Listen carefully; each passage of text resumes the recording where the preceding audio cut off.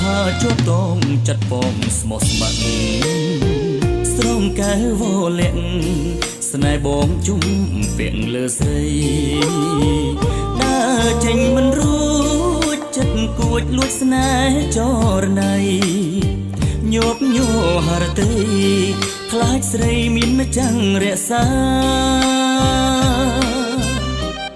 ការពេញក្រពុំខនងំជាប់ប្រានវងភ័ង្កលយ៉ាងប្រៀបបាននឹងដួងចន្ទថ្លាចង់ស្ទុំទៅធ្នមបីបំអូនក្នុងហាត់ថា